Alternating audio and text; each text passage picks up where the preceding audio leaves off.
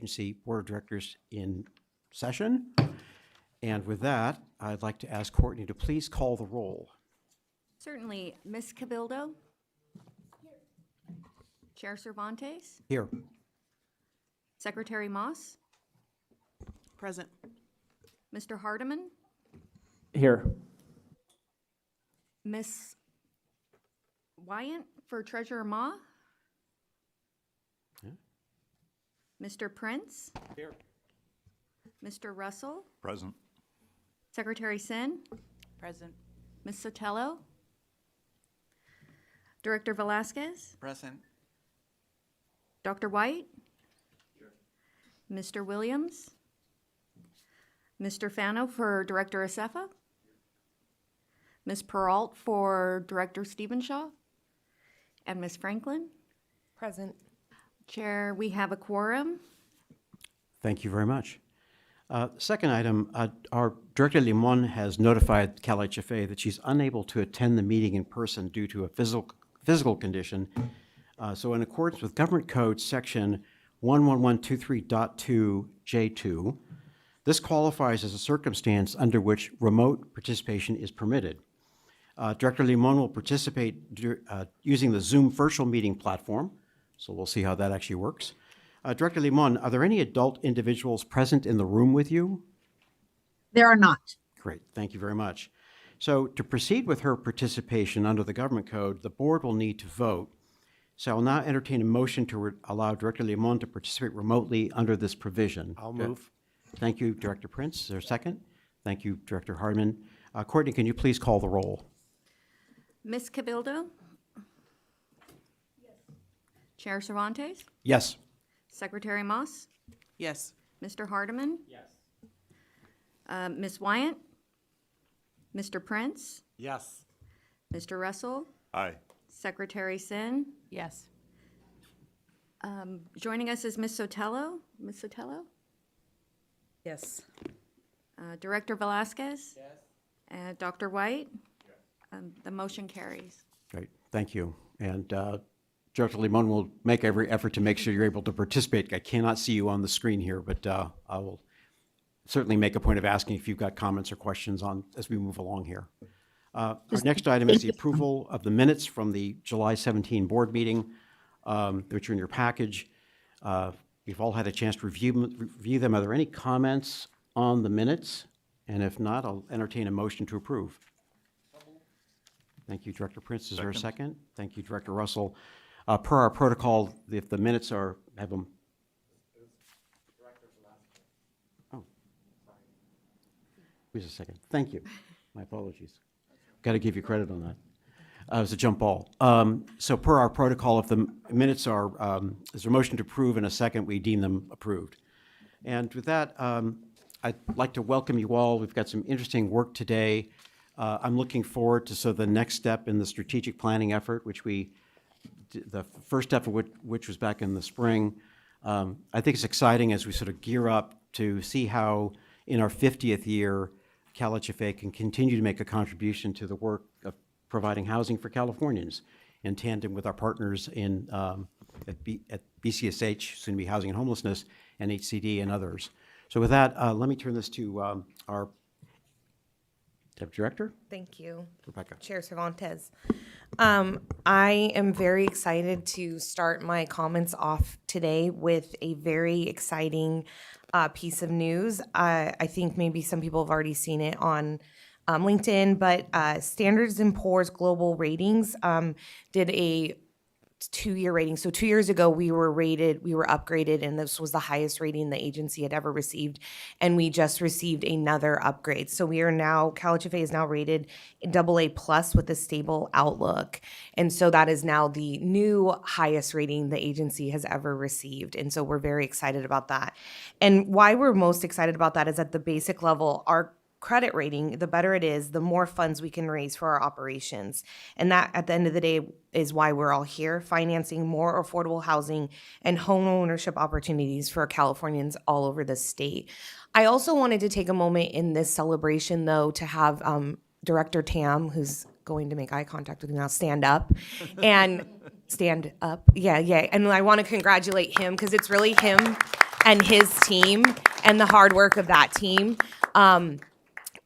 He's been here for short 4 years-ish, I'm rounding up, but I mean, to have 2 upgrades, the 2 highest we've ever received as an agency, is just an amazing feat for us. And it's something that it takes the whole team, but I think sometimes when we're at the very top and it's just our job, it's just what we do. And I love Director Tam for having that mindset, but I think we should celebrate that moment for him and his team. It's been a sincere effort. Every decision made is a decision we're considering kind of that ratings upgrade. Moving on, CalAssist, other good news is we're seeing and hearing all over the state about people who are receiving funds, survivors of disasters that are receiving funds and really making a difference in their road to recovery from these various level disasters all there. We have, as of this week, we have sent out funds. So funds have hit the accounts of the mortgage servicers for those individuals for 69 homeowners. So that was 3 months of payments for those 69 homeowners. 4 of those saw their homes destroyed or left uninhabitable in Northern California fires, while the rest are from the LA area. So while CalAssist was kind of inspired right after the fires and the devastation that happened in Southern California, we actually, or the governor's office actually had had us expand that definition. And I think that we're proving that there are survivors of disasters throughout the state, and we're so excited to be able to help them, not just in the LA area.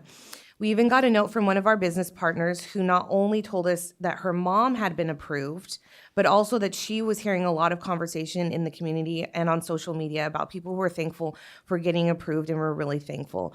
I actually myself was on a flight a couple weekends ago, and I was sitting next to a guy who lived in Long Beach, and he was like, yeah, there's this really cool program the state's doing where they're giving 3 months of mortgage payments to all these survivors. I told all my friends about it, and I was like, oh, whoever runs that program must be really cool. So, I mean, the word's getting out, and we're really excited, and we still have more to come. So we're really looking, we have about 800 apps submitted, but we're going through them, and, you know, we're going to be continuing this for a little bit, and we're really excited to be able to make such a great impact in those people's lives. For the year-end numbers, our year obviously ended in June 30th of this year. You'll hear more details about final production numbers for fiscal year 24-25 when we get into our strategic plan. I think also in our single-family item, we'll also get into some numbers around that. But you may have seen a press release we sent out about some of the great work our single family has done over the past 12 months, including a celebration of home ownership month where CalHFA provided 1,100 vouchers for free home ownership counseling. So it was part of that kind of push in June. We are looking at total production. When we're looking at total production and you add single family assistance with our multifamily, and CalHFA provided almost 10,000 happy housing opportunities in 2025. So if that's putting together the down payment assistance with the creation of new units. When you get down to it, that is the reason why we are here today, and the reason why everyone at CalHFA goes to work every day and puts all of their effort in making sure that people are having a safe and affordable place to call home. As for events, one more announcement. I think the board did receive a notification, but our director of multifamily programs, Stephanie McFadden, has moved on to another employment opportunity. We were very sad to see her go. She's made such a great impact in her short tenure at CalHFA, and we will miss her. I think she might be watching because she texted me this morning about the board meeting. But so Stephanie, if you're watching, we miss you. But we are actively recruiting for her replacement. We have an opportunity to kind of maybe find a new replacement candidate sooner than maybe the traditional process, and we're trying to get there going. But rest assured, the team is great. The staff is there. They're more than capable. They're probably the most inspired people I've had the pleasure of working with. And our deputy director, Steve Gallagher, who you've met several times, is well capable of being at the helm for the multifamily crew. So thank you, Steve, for stepping up in this time. But we are actively going to recruit, and then that is a board-appointed position. So the board will then be able to approve that appointment once we've kind of done a quick search of the field. Also, events, one of the ways that we get the word out and get our things is speaking at various conferences and events. For me, myself, I participated in the NCSHA Directors Workshop in Annapolis, Maryland at the end of July. It was very, very hot and humid.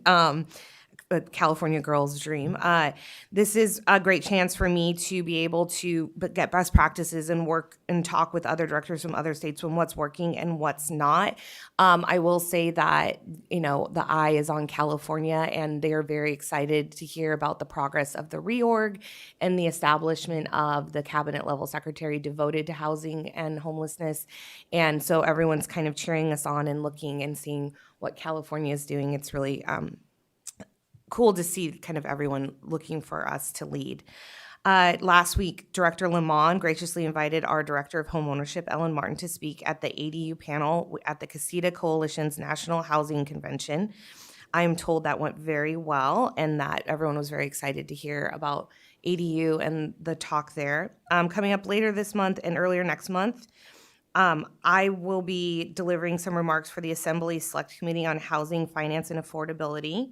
I also will be speaking to students at the UCLA Zinman Center for Affordable Housing Development Program. I will also be I'm traveling a lot apparently. Also participating on a panel at the San Joaquin Valley Housing Summit in Fresno. In addition, Ms. Martin will be speaking on a webinar hosted by the Turner Center that is focused on innovative strategies for increasing access to home ownership. I believe she'll be joined on the panel by Director Lamont as well. Lastly, I want to talk with you about this afternoon, which is our board workshop. We're going to be starting the board workshop after the business meeting, so we'll adjourn for lunch, and then we will be coming back. This is the second workshop. Many of you participated in the workshop that we had in March, where we kind of started this conversation about the new strategic plan, thinking big, being innovative, and really wanting the board to, rather than having one long agenda item in May, we wanted the board to incrementally be able to give influence, ask questions, gain insights, to build a very robust strategic plan. I had the pleasure of speaking with a couple board members yesterday, and I'm going to call them out actually. Director Prince was saying, I really genuinely believe CalHFA is on the precipice of doing great, amazing things. And I think that is very true. And I think that the board workshop and the strategic plan will help us define and put that on paper a little bit better. We will again have the support of Michael Lopez as our facilitator. So I'm excited about that. I'm really excited to see what inspiration happens in the afternoon, and I will now turn it back to Chair Cervantes. Thank you. If I could add just one quick thing. So a number of us Housing Authority directors met with Secretary Moss a couple of weeks ago. And I think some of the excitement, just to be quite honest, is coming from our secretary, who's really kind of put out a vision about housing and homelessness, like how can we not, whether we're community members or on this board, not be excited about what's like kind of laying ahead in the next 18 months. It's pretty exciting. Thank you. Thank you both. I do want to make one note on the rating upgrade, which I think is huge. I participated in the sessions 2 years ago. So when I got the word that we were upgraded again by Standard & Poor's, I was thrilled. Didn't expect that. That's terrific. I understand there'll be a conversation with Moody's coming up soon, the other agency that rates our debt, and to manage expectations. I think it really would be challenging to get yet another upgrade. So I would want to put that out there we'll see. But getting one is terrific. Getting two, we'll see. They both have different perspectives. So it's sort of like we hit our marks the way Standard & Poor's looks at things. Moody's has a different set of metrics they look at as well. But I think the progress that's been made over the last number of years has been just frankly terrific. Because as a entity that has access to the debt markets, having a higher rating, just translates into more capacity through lower borrowing costs. So kudos to staff on that. So with that, I want to move to agenda item 5, which is that Secretary Moss? Yes, if I could just quickly, I wanted to just express some gratitude both to the staff and to the board for the CalAssist program. It has been extraordinary to be able to provide these kinds of resources to survivors across the state, and I had the pleasure of being with Director Franklin and team at the launch of this program, and just continuing to recognize our ability to step up and lean into opportunities where we can is just extraordinary. So expressing some gratitude for that. Thank you. Well put. Thank you so much. With that, then, I'd like to move to agenda item 5, which is a possible action to allocate state budget funds for the California Dream for All program, and there's resolution 25-23 that would follow that discussion. And so with that, I'd like to turn this to Ellen Martin, our Director of Homeownership. Thank you so much. Well, good morning, Mr. Chair and members of the board. For the record, my name is Ellen Martin. I am CalHFA's Director of Homeownership, and here today to offer you an update and recommended action related to the California Dream for All program. So here with us today in the audience are Molly Ellis, who leads our Lender Services Unit, and Cheryl Silva, who oversees our Loan Production Unit.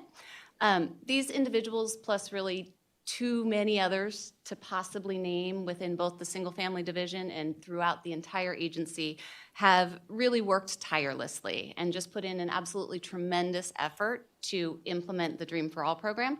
So I'd like to recognize them for those efforts, and also let you know that they will be available to answer and to help me answer any questions that the board may have.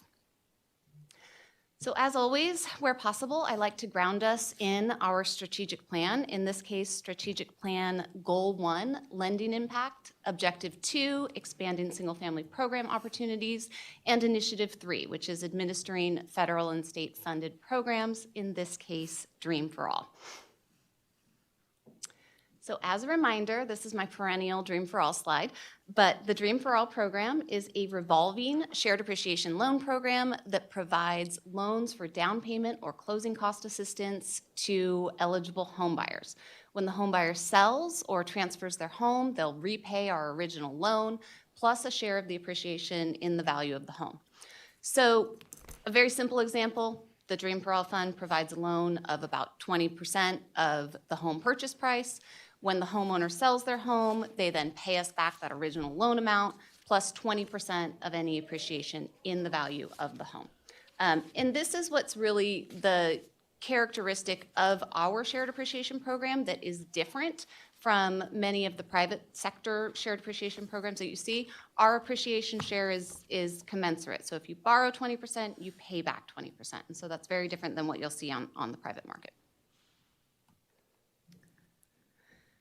So currently, we are currently engaged in implementing phase 2 of the Dream for All program, which I'm launched. sorry, you piqued my interest. What do you see on the private market if you don't see that?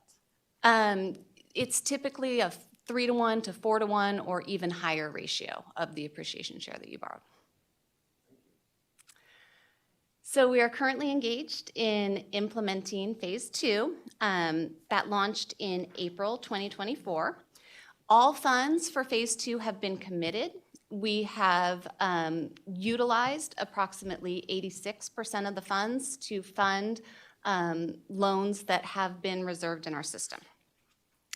So the fiscal year 25-26 state budget then allocated an additional $300 million to CalHFA for the Dream for All program, which we estimate will support an additional 2,500 DFA borrowers. So moving now into a update regarding phase 2 status and outcomes to date. So for Dream for All phase 2, we had, at the end of the day, we had about $266 million available. So that includes the fiscal year 23-24 budget allocation. It includes fallout funds from phase 1. It includes a few repayments and interest earnings on the fund, and is net of administrative costs. So based on the average loan amounts that we're seeing to date from by region, we do estimate that that funding will allow us to ultimately make about 2,300 Dream for All loans. So as you may recall, for Dream for All phase 2, we had several specific goals and objectives. We wanted to provide potential first-time homebuyers more time to access the program, and we really wanted to maximize the opportunity to bring in new buyers, to bring in folks that maybe didn't think that they could afford homeownership and bring them in off the sidelines. We wanted to narrow the program eligibility to target the Dream for All funds and the program to those that most need the assistance. One of our biggest goals was to increase program uptake in the Black and African American community while maintaining the solid Phase 1 performance that we saw in the Latino, AAPI, and tribal communities. And finally, in Phase 1, we saw significantly improved uptake in certain hard-to-serve, high-cost areas of the state. And in Phase 2 of the program, we really wanted to build on that growth. So with consideration to those goals and objectives, there are 4 primary categories of program calibrations that we implemented. So the first is a major change in the way that CalHFA delivers our loan programs that was really designed to slow the process down and give borrowers more time to shop for a loan. So we had interested borrowers. We provided an opportunity for them to pre-register for the opportunity to take out a Dream for All loan. And then if selected for a conditional award, those borrowers had up to 6 months in order to get into contract to purchase a home and reserve their loan in CalHFA's system. That change to the delivery system allowed us to establish geographic set-asides that awarded funding proportionately to 9 separate regions throughout California. It also allowed us to design and conduct an upfront marketing and outreach program to reach targeted communities. And then finally, again, because the program was so oversubscribed, we narrowed the eligibility criteria with a particular eye towards serving first-generation and lower-income borrowers. So moving now into some preliminary outcomes current as of about August 1st. We have 2,500 used and active awards out on the street. We've over-allocated somewhat in order to account for anticipated fallout. So as a reminder, we do expect Phase 2 funding to support approximately 2,300 Dream for All loans at the end of the day. The projected average Dream for All loan amount is $115,000. The average home price is about $600,000. And those numbers are just a smidge higher than what we saw for Phase 1, which is expected given the way in which the geographic set-asides shifted demand over to the coastal and more expensive areas of the state. Approximately 86% of those projected total awards have been utilized to date, with over 75% of those borrowers self-identifying as belonging to a community of color. As a reminder, total available funding is distributed based on the percentage of households in each region, and the ultimate number of loans that we award will depend on the average loan amount in each region. So this chart provides a little bit more detail regarding the funding allocation and the resulting estimated number of awards by region. So as you can see, LA County, the largest region, receives the most funding and is anticipated to have the most awards, followed by the Bay Area. And as I alluded earlier, this funding model does represent a significant shift from our normal market area, which is typically the Central Valley, the Inland Empire, the rural areas, and the capital areas. And we do see some shifts in demographics as a result of that geographic shift. So here's a preliminary look at those demographics. I want to stipulate, you'll see me talk a little bit later, and I'll provide some additional data regarding demographics for single-family down payment assistance programs as a whole. Here we are reporting ethnicity and race separately. Later, I will report ethnicity and race combined. In the interest of time, since we have a long day in front of us, I won't go into a detailed explanation of the logic and rationale behind that, but absolutely happy to engage and take feedback from the board about the clarity of the information that we present and why there are certain nuances that may merit reporting one way versus another. So this slide compares the composition of California households and California homeowners to Dream for All registrants, the weighted average value of Dream for All registrants by region, and Dream for All reservations to date. So again, these numbers are not final. They could change as we work through that final 14%, but they are current as of this month. So as you can see, like Phase 1, the program continues to strongly outperform in the Latino and AAPI communities, with the composition of both Latino and AAPI borrowers significantly outperforming the composition of both California households and homeowners. Outcomes for the Black and African American community are also significantly improved, with the total composition of Black and African American borrowers more than doubled over Phase 1, and essentially matching the household composition and outpacing the current homeownership composition. So as I mentioned previously, approximately 86% of total funding has been used by borrowers to reserve a Dream for All loan, with rates of uptake varying somewhat by region, but all sort of generally circling around that 86% statewide average. Looking at migration patterns, this is one of my favorite data points to look at because I think it tells us a lot about the state's housing market. About 80% of Dream for All borrowers are purchasing homes in the region in which they currently live. In those higher cost areas like LA, Orange County, and the Bay Area, you do see significantly higher rates of out-migration. Lower cost regions like the Capital Region and the Central Valley see many more borrowers purchasing in the region. So moving now to our next steps.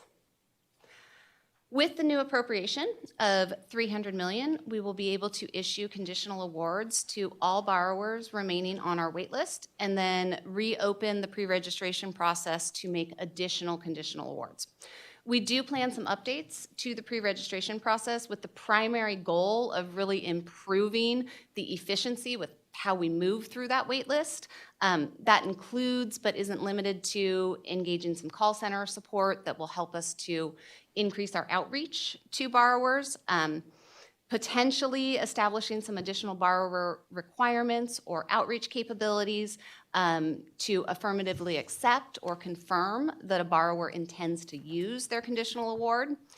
We want to make it really easy for borrowers to remove themselves from the wait list. We send them many, many, many emails, so we would like to give them an easy way to unsubscribe should they like to remove themselves from the wait list and relieve themselves of our many communications. And then finally, with the data that we collected during this phase, we have much better information and can more aggressively award our initial awards based on the average loan amounts that we see and anticipated fallout rates. So we can kind of be more aggressive from the jump on this next round, given the data that we have from this round. So with that, staff recommends that the board approve Resolution 25-23, approving the distribution of state budget funds to the California Dream for All program and authorizing staff to implement said program. And with that, I'm happy to answer any questions. Thank you very much. It was a very thorough presentation. I'd like to see if there's any questions, comments from the board, but let me give first preference to Director Limon, who is dialing in remotely. Director Limon, do you have any questions or comments on the presentation on this topic? I just have a couple of comments. So first of all, I just want to commend the staff for their incredible leadership on this program. We saw just how much the program improved and how much there was iteration from our learnings from the first go around. And just from speaking with staff this week, I'm learning about all the various ways that we're iterating even once again, just to make the program more effective, more targeted. This program continues to be a model for other states, and what we're doing here is definitely a case study for for different approaches around the country, hopefully coupled with some supply interventions as well. But just really want to commend the staff. Director Martin, one of the questions that I had was how if we'll be able to see the broken down demographics or disaggregated data for the AAPI community. Yes, absolutely. We did collect disaggregated data for the AAPI community, and so we have that data available and can certainly provide that information to the board. That's fantastic. And I want to motion to approve after everybody else comments or has questions. Thank you, Director Limon. Duly noted. Other board members? Secretary Moss, did you have a? Okay, you're second. Director Sotelo. Great. Congratulations again, Director Martin. You really have improved the program, and I congratulate you and your team for doing such a great job. I think my question really revolves around the sizing of the loans. Have you found that 20% is the right number?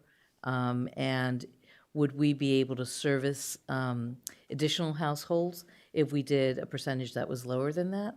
And how do you really make that determination? And do you have any data points that really kind of support going up to 20%? Yeah, that's a great question. Thank you so much. I think the key behind the 20% down payment assistance amount and what we're hearing from our lenders and hearing from our borrowers is that the relief that folks receive from PMI is really important to increasing their ability to absorb additional housing costs. What we also hear is in a market as tight as the current home buying market is in California, the ability for folks to increase their offer and actually, be on the same footing with higher income earners as they're bidding on these houses, and houses are still receiving multiple bids. What we're hearing is that the 20% is really helpful to kind of get folks up to that level. So I think given current market dynamics, I do think the 20% remains the right threshold. But if we do see some significant softening in the real estate market going forward, I absolutely think that it would merit a reconsideration and potentially lowering that threshold so that we could serve more borrowers. That's great. I just wanted to have a conscious decision and discussion around that. Absolutely. And then my second question pertains to the motion itself, the resolution. In the resolution, we asked to give authority to the director to allocate future funds. Was that the intent of, if we had the opportunity to sweep more money into the Dream for All program, you wouldn't necessarily need to come back to the board? Or what was the thinking behind allocating future funds? I will start to answer, and then council may want to jump in and give a clear answer regarding the content of the resolution. But yes, the intent is to be able to continue implementation and streamline implementation of the Dream for All program. If anything in terms of program eligibility were to change or major changes to program parameters, then that would of course come back to the board, and we would make sure that you were all aware of that. Okay. Great. Thank you. Thank you. Thank you, Director Sotelo. Secretary Moss? Thank you, Chair. Just wanted to appreciate the work that has happened over the various phases of this program and how the iterative approach has really made it stronger. And I think the legislature continuing to allocate funds to this program demonstrates their faith in CalHFA's ability to deliver the program. So really appreciating that. I wanted to echo something that Director Limon talked about, which is thinking about opportunities for supply and production as we look at this next round of funding. So just really encouraging staff to, as we begin implementation in the iterative way that we've been looking at Dream for All, the Roseville, Placer County example around how they've used some of the down payment assistance programs toward production, I was just encourage us to really explore how we can get a dual benefit from this investment. But thank you. Other board member comments? Director Russell, and then I think I've got Secretary Sin. Thank you. Well, thank you very much for that report. Very thorough, very encouraging. I want to ask a question kind of about, because my experience when we did the mortgage relief program, I saw a similar kind of iterative process in terms of refining our outreach, being able to reach the target populations, et cetera. And so maybe could you talk briefly about kind of the meta learnings, not the specific program components, but your approach? And I say this because the way you approached, the way that we approached the mortgage relief, I see a similar approach here with this program. And to the extent that we as an agency are seen as this nimble innovator, can you apply some of those lessons and talk about culturally or technically how you, some of the parallels between these programs and Yeah, learnings? I think one of the biggest learnings coming out of phase one was we needed to understand, acknowledge, and take action related to different community perceptions with regard to a shared appreciation loan. So not all communities in California have the same disposition towards taking out a shared appreciation loan that effectively puts them in partnership with the government in buying the house, or that's the perception. So we really did a tremendous amount, it was less outreach and education and more trust building, going to many organizations across the state. Molly's team traveled, I think, for probably about 90 days straight, just crisscrossing the state and talking to people, explaining the loan parameters, making sure that folks were comfortable with the loan, that they understood both their rights and responsibilities under the loan. And I think that, coupled with the geographic set-asides, are why you see some of the key improvements in the uptake in the Black and African American community. So that was big. Also, I think another key learning is really being out there on the ground, leveraging our business partners, making sure that, the real estate agents and our lenders know about the program and that they are champions of the program to their clientele. I also think we really undertook a tremendous effort to counter misinformation that we did see on occasion. Who would have thought there's misinformation on social media? But we undertook a big effort to make sure that information got corrected, and I think that helped out a lot as well. Well, and just to follow up on that, how have we as an organization sought to capture this learning? Because we can rely on the incredible talent that we have here now. How have we been able to institutionalize or codify some of this so that we make it a part of our culture that is recorded and useful? That's a great question. Our brilliant director of marketing and communications, Kathy Phillips, both prepares marketing and outreach plans prior to each initiative that is moving forward. And then she also does a post-assessment that looks at what worked, where did we get the most impressions, what were the specific marketing and outreach interventions that generated actual, website activity. So all that information is codified and held in-house, and then we use those learnings as the next initiative comes to inform the next round of marketing and outreach. Great, thank you. No, I appreciate what I hear is that the agency is willing to approach these problems with a level of humility that we don't know the answers, that we're going to learn. I appreciate the openness that you've shown and very proud to support this program. Thank you. Great. Thank you, Director Russell. Director Zinn. Director Martin, thanks for the wonderful presentation. It's always exciting to see how this program continues to evolve and its current success.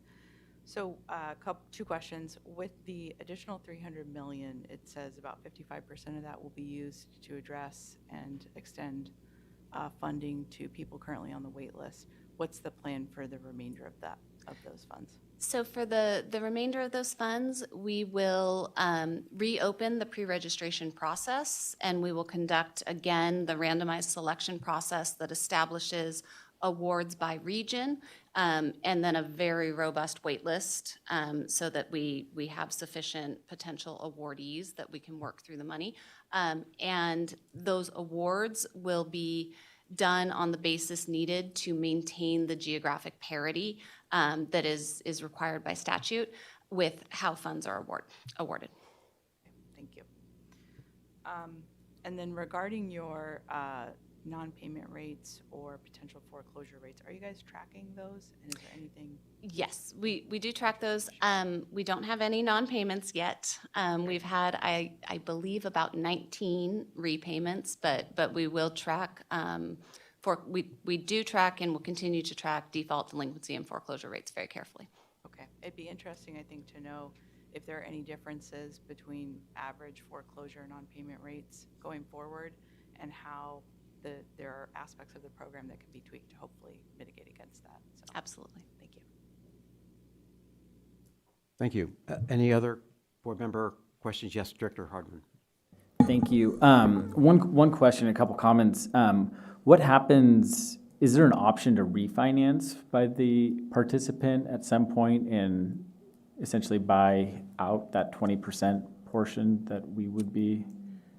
Absolutely, and that is the preferred route. Okay. What we would like to see in order to speed repayments of the funds so that we can recycle those funds and help more homeowners is as prices appreciate, as folks have enough equity in their home, we would love to see them refinance as interest rates improve, get us out of the deal, pay us back, and then we can recycle those funds and Yeah. help the next homeowner.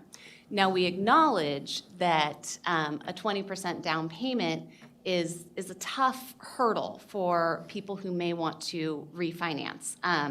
And if we're moving into a reduced interest rate environment, we don't want that 20% equity hurdle to stymie people from realizing the benefit of reduced payments due to reduced interest rates. So we do allow a one-time resubordination of the Dream for All loan so that folks can refinance and keep their Dream for All loan if they meet certain requirements associated with our resubordination policy related to borrower benefits in terms of improved interest rates and reduced payments.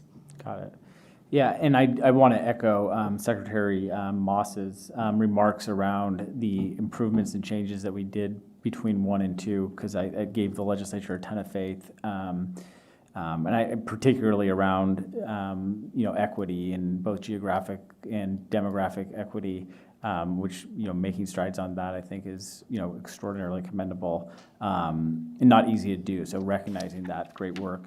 And then also to Secretary, just maybe the board has, other board members are aware, but I know I've talked to Director Russell about it, but to Secretary Moss's point on the supply side, I did want to flag that there has been an initiative filed that creates puts the authority upon us to be able to issue revenue bonds to provide down payment assistance, but only for eligible new homes. So, right, the idea would be that, it would spur the construction of new homes, and then also contained in that initiative is reform on latent defects laws. And so I just wanted to flag that, that's probably something that we should be aware of. And hopefully the initiative proponents are seeking our, counsel and advice as this moves through the process that it will. So, thank you. Thank you. Thank you, Director Harbert. Oh, Director Limon, you have a question again. Yes, quick question, Director Martin. Did I hear you correctly saying that there's been 19 repayments? Does that mean we've been able to reissue those loans? Yes, that's correct. Those repayments were included in the total funding that is available for phase 2. Fantastic. Thank you. Okay, thank you. Director Cabildo? Yeah, I just, I wanted to, everything has been said and the gratitude, I just wanted to again lean into that gratitude because I know that when we first saw the numbers, I had a lot of concerns around equity. And so for me, it was, I really appreciate the thoughtfulness that went into creating a framework that allowed us to go deeper. So again, I just wanted to, as someone that kind of really questioned and asked you guys to look deeply, I just really I really admire the work that you did here. Director White? Yeah, I'll echo Director.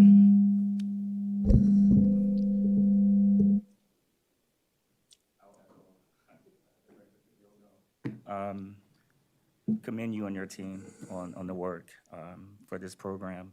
Will you still, I believe we actually expanded the net in terms of outreach, specifically in LA. Yes. Will you reach out to those same folks? I want to know how that was, because I I knew that was kind of tricky in terms of how we were going to expand in the LA area. Would like to know that experience and if you're going to kind of lean more into the support that you received down there. Yes, absolutely. We really focused on community groups in the LA area, on the Black churches, on homebuyer events, and various community events where we could get out there and talk about the program. We also hired some outreach consultants that helped us get into parts of the community that we hadn't accessed in previous efforts. And I think that was huge in terms, really in terms of doing two things. One, getting access to the community, but also letting folks in LA County know that home ownership is not out of sight for them, that there is this program that is available that can provide sufficient assistance for you to make your homeownership dreams a reality. So I think that was huge, and we absolutely will be building on that playbook for this next go-round. Okay, great feedback on that. Thank you. Dr. Velasquez? Thank you, Chair. I also echo my colleagues' gratitude and appreciation for this program. It's been, I've been here since inception, and it's just been a great evolution to see every step of the way how this program improves, especially on the equity front. And I want to pick it up on the last comment about the impression, which for the most part is true, that homeownership is completely out of reach for people except the affluent in the state of California. This is a well-known perception across the country when they look at California as a place of opportunity. And with all the talk about people are, the new generation is unable to afford a new home, the shift where homeownership is just becoming completely out of reach, and people are seeking rental opportunities far more than homeownership. All that, for the most part, is true. But then, once in a while, a program like the California Dream for All program comes alive, and it's important to, at some point, and I encourage the staff to begin thinking about how to explain the faces, the profiles, and the faces of the people that are being uplifted by this program. And we see data about the sort of the demographics and the income, but I have a lot of questions that continue to build on the profile, on the face of these new homeowners, like what are the average credit scores that we're seeing in this program? What are the average DTI scores? And because once we start seeing more data on that, then we start seeing, okay, what are actually these individuals going through? And we portrayed a California, I think, where opportunities are still very much alive. And I think this is an extraordinary opportunity to present that, to give everybody hope that this is possible. So I just encourage the staff to be thinking about that going forward. Thank you, Director Velasquez. Yes, Director Fano. Oh, my director now. Well, just building on Director Velasquez's comment, I'd be curious to know if there's data on the types of homes that are being purchased, as well as the family sizes, family units. Are they lining up appropriately? Are there families of 4 moving into 1-bedroom apartments? Is it adequate housing? I guess I'd be curious if you have data on that as well. Yeah, great question. Predominantly, as you would expect in California, folks are purchasing single-family homes.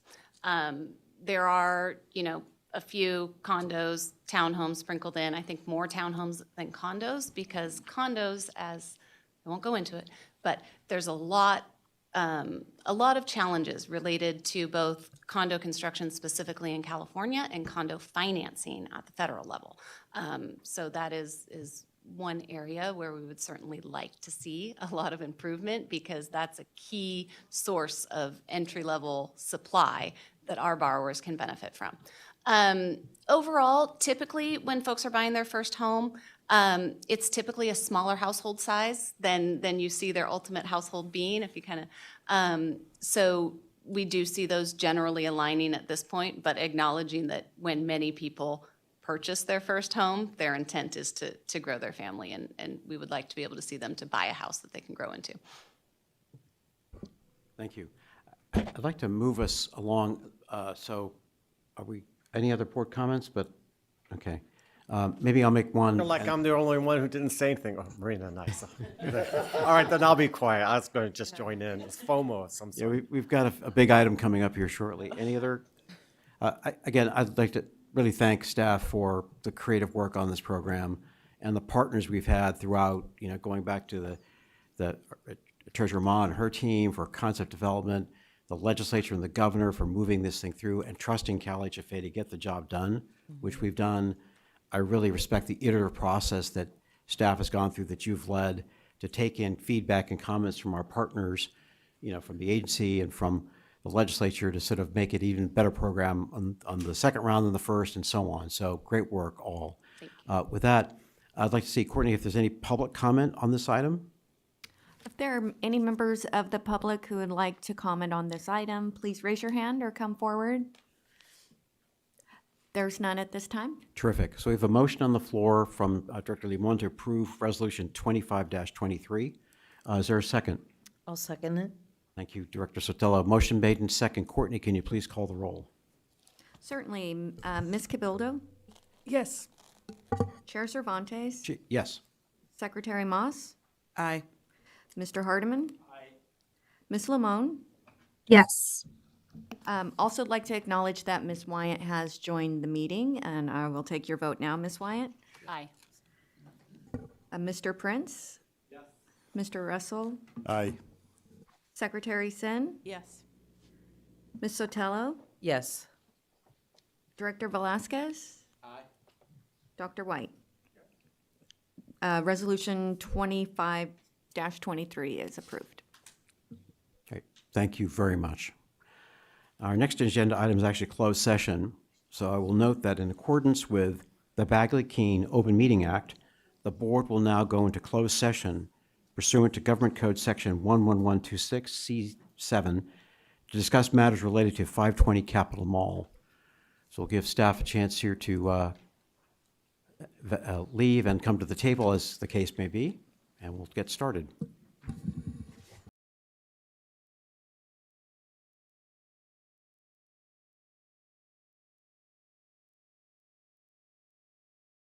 Into session. We've had our 5-minute break. Thank you all so much. I will note that in accordance with the Bagley-Keene Open Meeting Act, the board convened a closed session pursuant to Government Code 11126C7 to discuss matters related to 520 Capitol Mall. No deliberations or votes were conducted on any agency matters other than the duly noticed and agendized discussion concerning 520 Capitol Mall. And with that, I will note that the board will now consider an agendized item that was amended after it was originally posted. This item is being considered pursuant to Government Code Section 11125.3A2, which allows action to be taken on matters that came to the attention of the agency after the agenda was published and require immediate attention. So this speaks to the Resolution 25-24, which we've seen. Now, I will note that given the timing here, we'll do a roll call. We'll need a roll call vote, which will need a 2/3 majority for us to actually move forward with the item. So we're not actually voting on Resolution 25-24. We're voting on whether we have a vote on 25-24. I'm looking at council who's nodding. And this vote needs a 2/3. So, Rebecca, any comments? So what I'd like to do is to consider a motion for us to consider acting on Resolution 25-24. So do we have a motion for that, to that end? So moved. Thank you, Director Russell. Is there a second? Oh, Secretary Moss, second. Thank you. So motion made and seconded is for us to consider item 25-24, the 2/3 vote again. So thank you very much. Do we need public comment on this side for this? We would need public comment if the board elects to take up Resolution 2524. So that would be the next item, if indeed we do take up that item. Thank you for asking. Okay, Courtney, can you please call the roll? Yes, Ms. Cabildo, Aye. Chair Cervantes, Aye. Secretary Moss, Aye. Mr. Hardeman, Aye. Ms. Lamone, Aye. Ms. Wyatt, Aye. Mr. Prince, Mr. Russell, Aye. Secretary Sin, Yes. Ms. Sotelo, Aye. Director Velasquez, Aye. and Dr. White.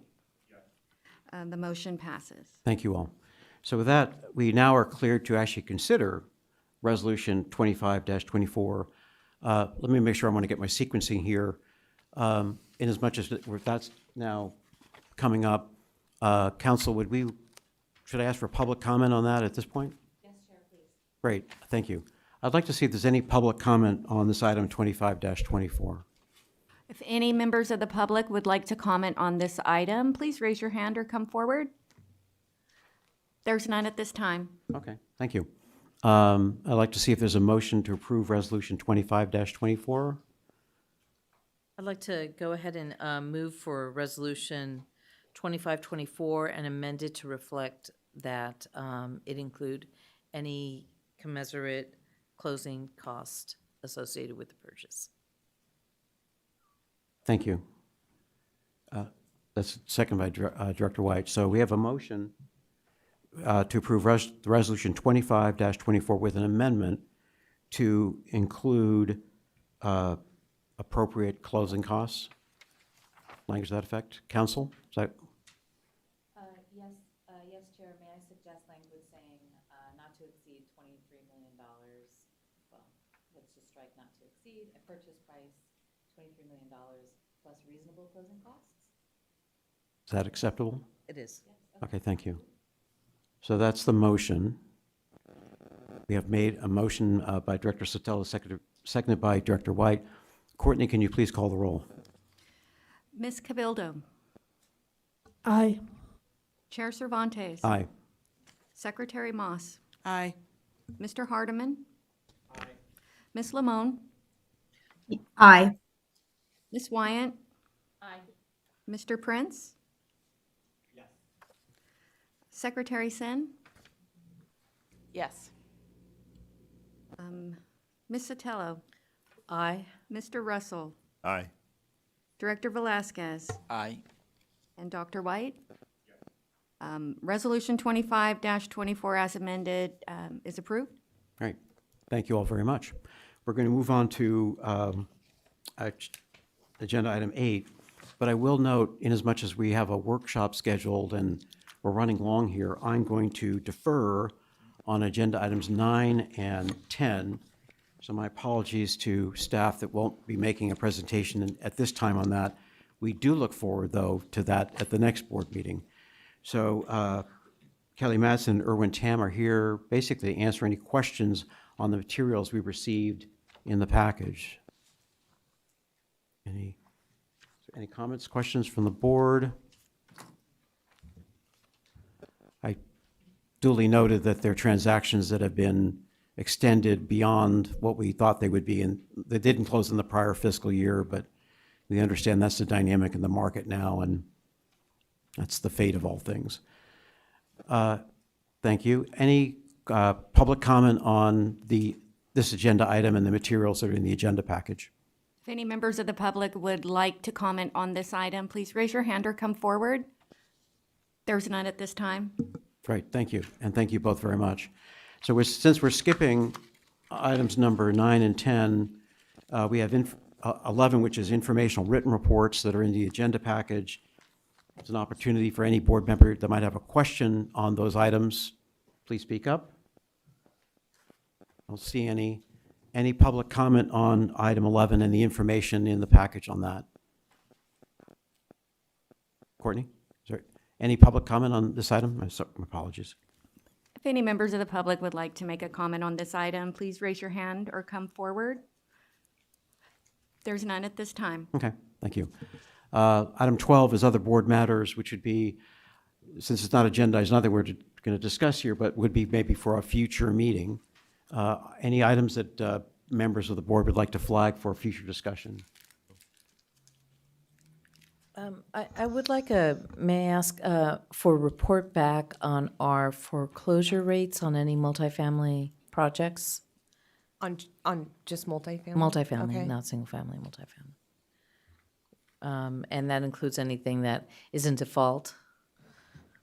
Yes, I also had, the board requested more information on that supply project that was coming out of Placer County. Thank you. And we can also agendize a report back on the due diligence process, just for comfortability of the outcomes through that we conducted, and we'll agendize that as well in the September meeting.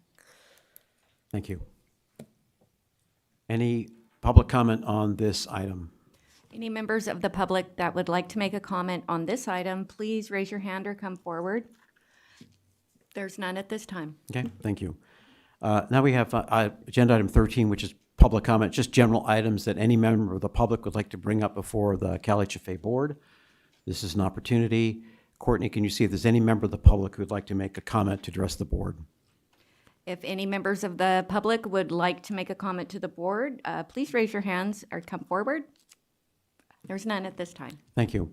Well, the last item is adjournment. I will note that we're going to take a lunch break. We've got a workshop to take on the next step of the strategic plan. So with that, we'll adjourn the meeting. I will adjourn the meeting, and we'll have our lunch, and we'll be back again to in about a half hour. 1:30, we will resume Oh. with the workshops. You have a full hour. You got a full hour. We're living large here. And with that, meeting adjourned.